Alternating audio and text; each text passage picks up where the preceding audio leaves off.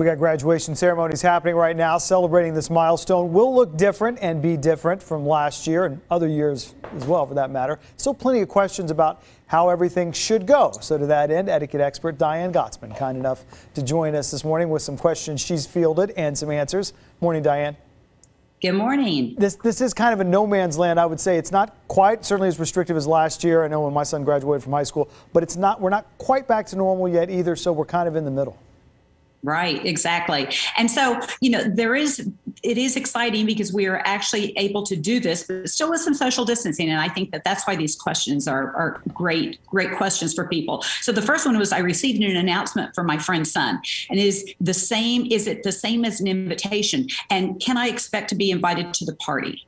And so an announcement is different than an invitation. An invitation means come if you can. An announcement means my son or daughter is graduated, and you may be invited to that after party because there's just limited numbers of tickets. As always, this is not new. Yeah, and getting that notice is, if it's someone who's been close to you, close to the family, might want to send along a little gift or card or something on that, but it's kind of let you know about that.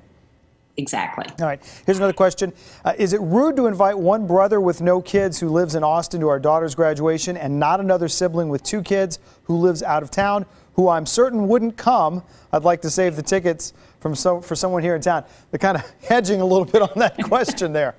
Yeah. Okay. So I think that communication is the key here. If you can call your sister, the one that's out of town, and say, listen, I know that you're not coming. I have a ticket.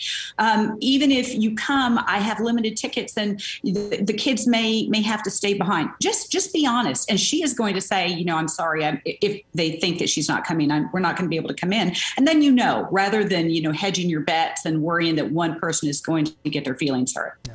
All right, another question. Can I ask for proof of vaccination before inviting friends and family into my home for my daughter's graduation party? This is a tough one, because certainly you can ask because it's your home, but I think that we really need to think carefully about how we present it. For a graduation party, and it's your kids' friends that are coming in. It may be 1, it may be 2. I think it's your own comfort level that you have to take in consider, or your family's comfort level that you take into consideration. But when planning parties in general, a good rule of thumb is, from this point moving forward, just be honest. Call a couple of friends that you're going to invite over, or family members, and say, listen, I'm planning a little gathering.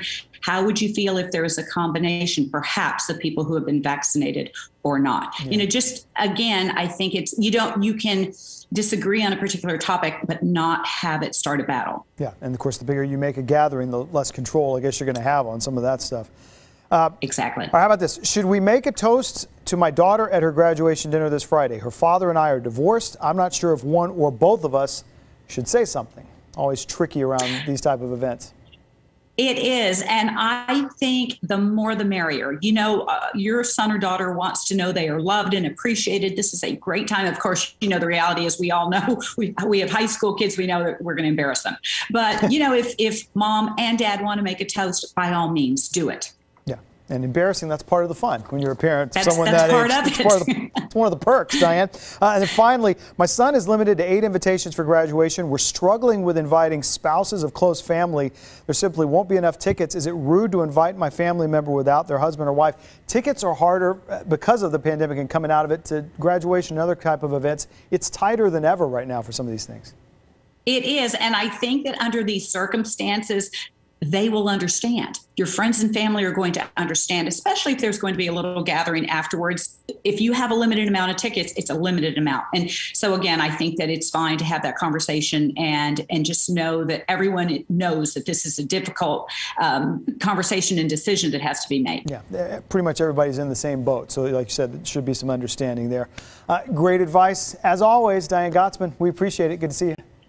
Good to see you.